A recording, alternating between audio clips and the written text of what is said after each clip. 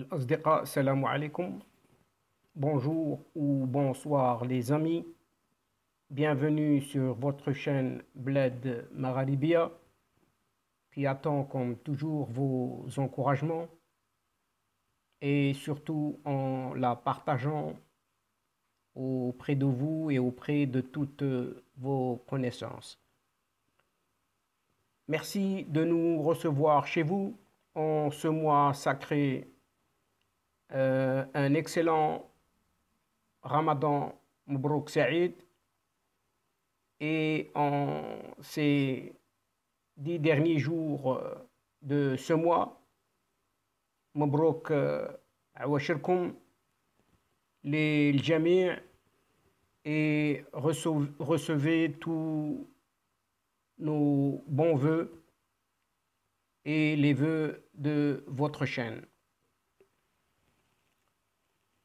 Dans cette 23e vidéo, comme habituellement, il vous est proposé ce qui fait débat habituel de votre Bled Magharibia, c'est-à-dire ce qui fait discussion entre nous. Mais tout d'abord, un fraternel salut en espérant que vous allez bien. La séquence d'aujourd'hui est consacrée à cette pénurie touchant et qui frappe l'Algérie, tout spécialement en cette période du mois sacré du Ramadan. En effet, les Algériens subissent les conséquences des pénuries et l'explosion des prix pendant ce mois de Ramadan, alors que le pays est frappé de plein fouet par la crise économique, par le chômage et par cette pandémie du Covid-19. Donc, une surchauffe sans précédent en cette Algérie durant ce mois sacré du Ramadan et où toutes les tentatives et de coups de force de ces caporaux attribuant à leurs proches ou autres descendants des privilèges, provoquant des différends entre citoyens. Il ne faut pas nier le fait que cette Algérie se débat dans une grave crise socio-économique, se conjuguant avec l'impasse politique qui perdure depuis le soulèvement du mouvement de contestation du Hirak, ayant débuté un certain 16 février 2019, mais malheureusement aggravé par cette pandémie du Covid-19. C'est le sentiment de tous les Algériens, puisque ces vieux caporaux n'ont décidément au grand jamais été de véritables pionniers de quelconque État digne de ce nom. Et que ces vieux généraux sont la cause même de toutes les désolations qu'a vécu et que vit actuellement le peuple algérien. Pour cela, il suffit de visionner les images qui ont été diffusées en boucle sur les réseaux sociaux par les citoyens algériens eux-mêmes. C'est ce qui est ressenti comme une punition générale qui ne dit pas son nom aux yeux de l'opinion publique, au moment où le citoyen algérien est réduit à un simple réfugié de basse classe dans son propre pays. Des images montrant de longues files interminables dans un caricaturiste, on a fait sa une, représentant un camion parqué au milieu de la population, n'offrant son aide qu'aux seuls réfugiés. Une image, ou plutôt une caricature, qui ont dit suffisamment, si ce n'est tout. Une caricature qui démontre la calamiteuse situation dans laquelle se trouve désormais ce peuple algérien. Donc, une situation montrant toutes ces files et autres allongements de queue, observant quelquefois des échauffourées entre des gens dont font partie ces réfugiés.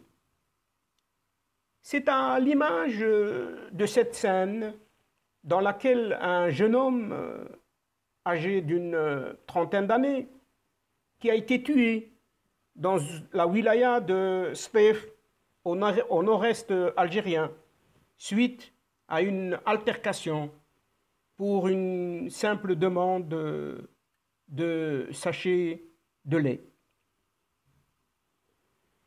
Par conséquent, nous voyons des files pour se procurer de l'huile de table, des files pour l'acquisition du lait, des files autour des restes de quelques vieilles sardines ou de putrides de poulet, et on en passe. C'est ainsi pour tous ces produits alimentaires, et plus encore. Et ce qui est grave, l'eau est désormais rationnée, n'alimentant les grandes agglomérations que durant un temps très restreint, durant ce mois sacré de Ramadan. Ce sont toutes ces contraintes que vit la population désormais, de plus en plus appauvrie, dans un pays dit producteur et exportateur de pétrole et de gaz, excusez du peu, dont les cours ont atteint des niveaux historiquement bas. Alors qu'à une certaine époque, pas si lointaine, l'Algérie comptait sur 1000 milliards de dollars de fonds de réserve auxquels se sont ajoutés quelques 500 milliards de dollars, toujours, selon certains experts en la matière. Ce qui fait un total de 1500 milliards de dollars réduit en peau de chagrin. Mais alors, où est passé tout ce bakshish en devise américaine? Ici et maintenant se dévoilent au fur et à mesure tous ces problèmes et au grand jour, énonçant la vie quotidienne des citoyens algériens vus à travers des images d'un Hirak sollicitant un État civil et le refus de ce régime militaire. Une Algérie aujourd'hui neutralisée par ces vieux caporaux qui pourtant devront tôt ou tard déposer les armes pour rentrer dans leur caserne pendant qu'il est encore temps. Parce que ces généraux n'ont guère été capables de construire une véritable économie, encore moins des infrastructures, encore moins un État, ce qui les a amenés à cette situation, causant cette crise sans précédent. Donc une situation très difficile, parce que dans toute organisation étatique, il en est prévu une sortie, et l'après-pandémie du Covid-19, qui sera une situation plus compliquée encore, plus particulièrement en ce qui concerne la sécurité alimentaire. Cette description, donc, concerne un ensemble de pays, du même acabit que cette Algérie, puisque le prix du baril de pétrole n'atteindra pas de sitôt sa valeur d'il y a quelques années. Et c'est en moment des vaches grasses que ces caporaux auraient pu construire une économie forte qui aurait pu amortir quelque peu cette crise en accostant cette situation où des denrées alimentaires font défaut aujourd'hui sur le marché algérien. Le lait et l'huile de table sont devenus des produits de luxe en Algérie, alors que ce ne sont que des ingrédients essentiels pour le commun des mortels, mais pas pour le citoyen algérien. Ceci expliquant cela par la présence quasi quotidienne du Hirak et en même temps l'existence de ces fils à n'en pas finir, qui n'est que le résultat en forme de sanctions instaurées par ces vieux caporaux à l'encontre de la population. Donc une punition générale qui ne dit pas son nom aux yeux de l'opinion publique au moment où cet État devrait exister avec la globalité de ses règles institutionnelles. Un État en pleine possession de ses moyens, avec une toute autre souveraineté, ne montrant ces images diffusées et publiées à l'instar de la caricature que nous avons évoquée précédemment, réduisant le citoyen algérien à un simple réfugié de basse classe. Mais entre-temps, la situation s'aggrave de jour en jour et de plus en plus, entraînant une paupérisation de couches entières de la population algérienne, un chômage important et des indicateurs économiques au rouge, poussant des foules d'individus à l'émigration et par conséquent à quitter le pays malgré eux et contre leur gré. La crise sanitaire a engendré la perte de plus de 500 000 emplois, alors que suite à la décision des autorités algériennes de fermer 16 ports, dans quelques ports maritimes.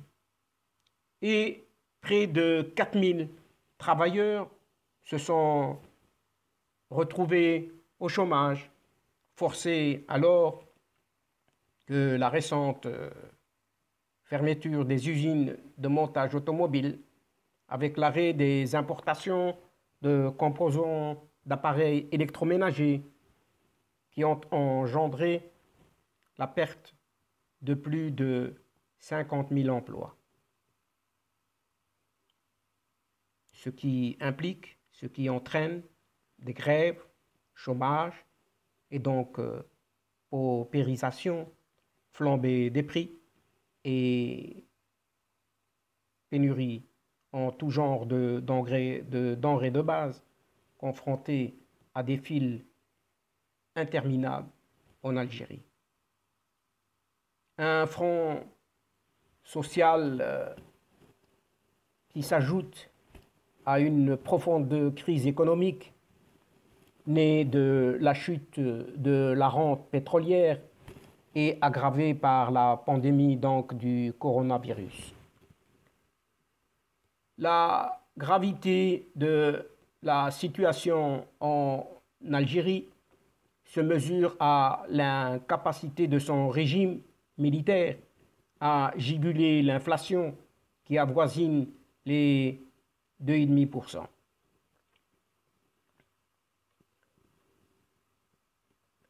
Difficulté aussi à stabiliser le dinar, la monnaie algérienne, qui part en vrille, à sauvegarder l'emploi et le pouvoir d'achat des citoyens algériens au moment où se profilent les élections législatives anticipées par un président totalement absent.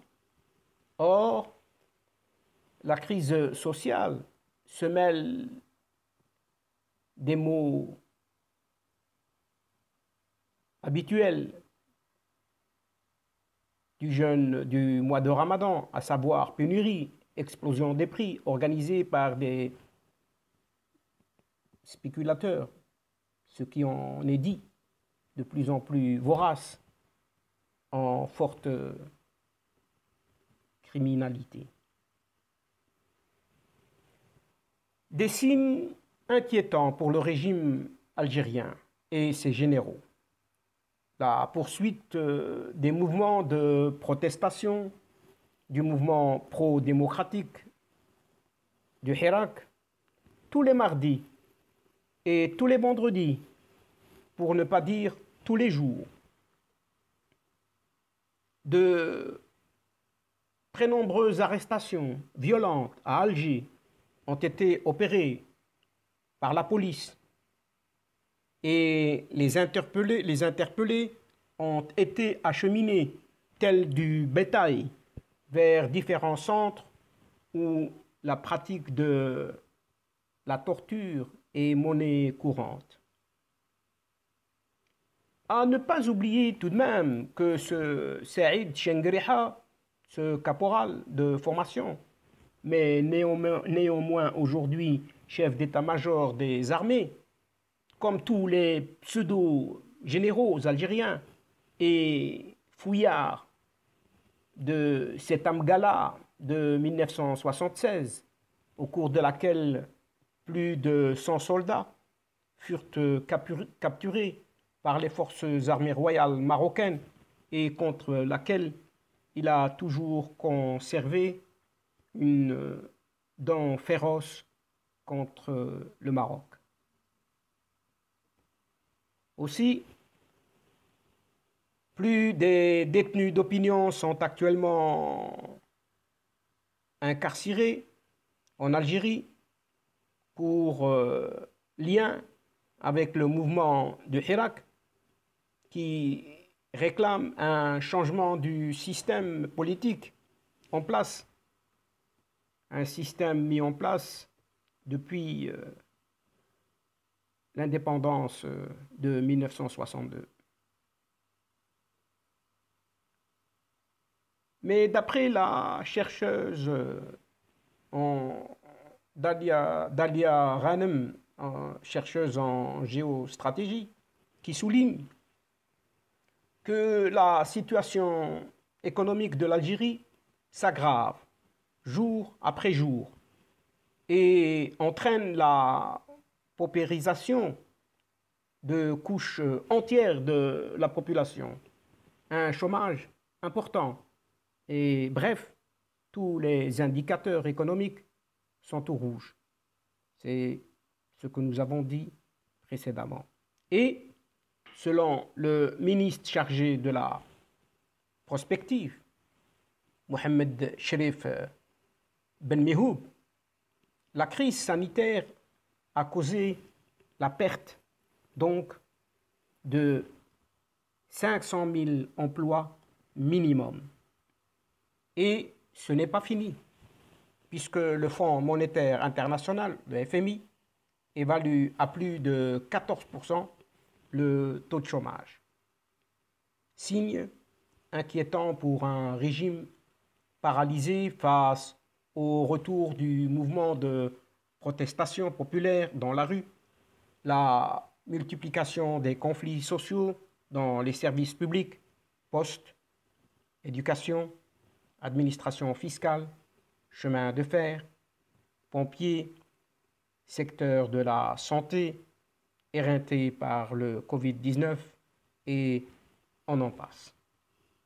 Donc, au mécontentement social se mêlent les mots habituels de jeûne du Ramadan, pénurie et explosion des prix organisés par des spéculateurs de plus en plus voraces. En principe, chaque année, le gouvernement s'est réuni plusieurs mois avant le Ramadan pour annoncer que cette fois, tout se passera bien. Mais chaque année, c'est kiff-kiff.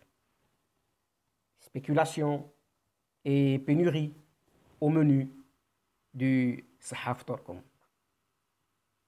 Aujourd'hui, beaucoup d'Algériens doivent se serrer la ceinture comme rarement auparavant et nombre de familles en situation de précarité ne trouvent réconfort qu'auprès d'associations de bienfaisance qui distribuent gratuitement des produits de première nécessité aux plus démunis.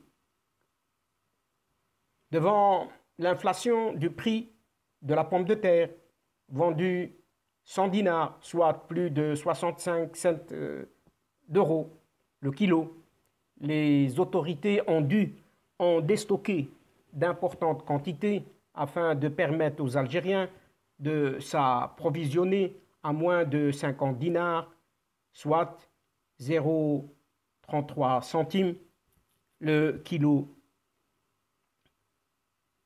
Interrogé par les médias locaux, l'économiste Boubker Salami rappelle que des lois existent mais ne sont pas appliquées et que l'absence de contrôle et de mesures dissuasives à l'encontre des fraudeurs favorise la spéculation. Et l'impuissance du régime est pointée du doigt tout en plaidant pour une régulation du marché afin de diversifier l'économie. Sinon, la gravité de la situation se mesure à l'incapacité des gouvernants à juguler l'inflation qui est de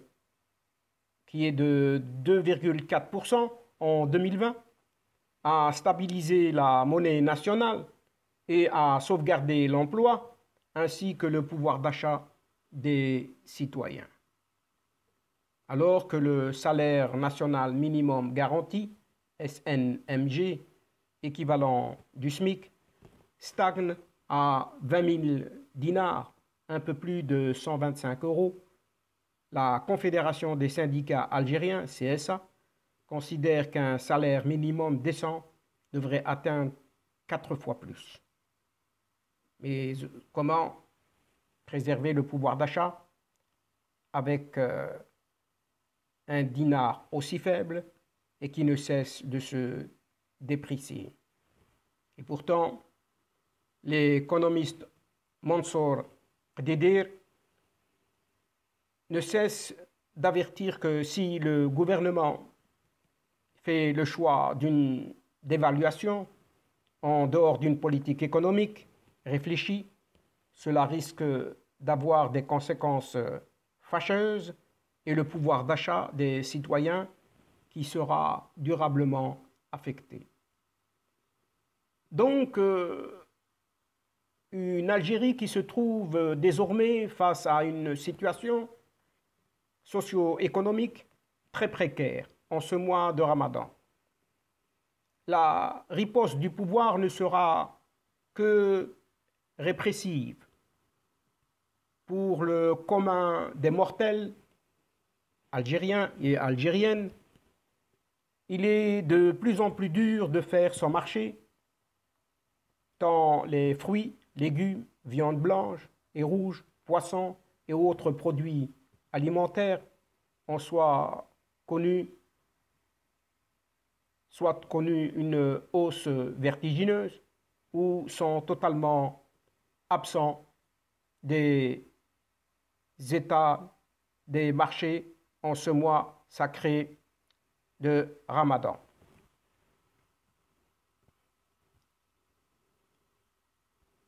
Les seuils atteints par certains produits dépassent l'entendement, comme la tomate, cédée entre 140 dinars, soit 91 centimes d'euros, et 180 dinars, soit 1,17 € le kilo, alors que la pomme de terre, produit de base des ménages algériens, a atteint la barre des 100 dinars, soit 0,65 centimes d'euros dans certains marchés où parfois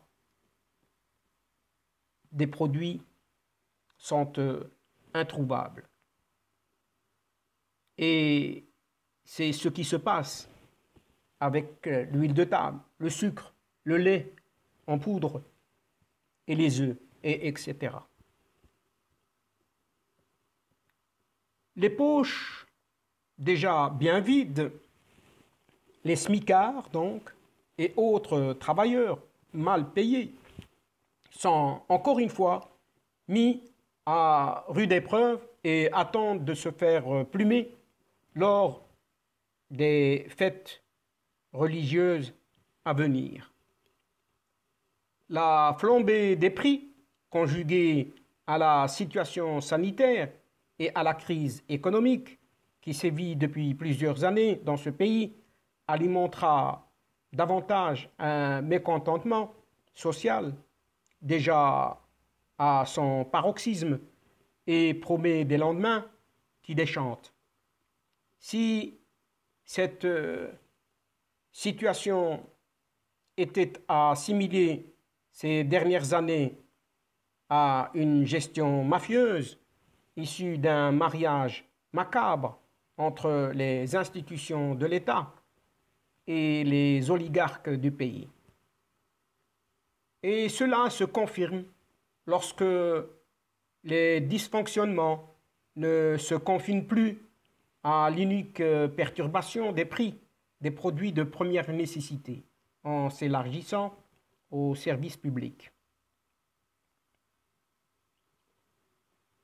Le quotidien du citoyen se complique et son pouvoir d'achat croule sous le poids des pénuries, de crises répétées, de liquidités au niveau des bureaux de poste.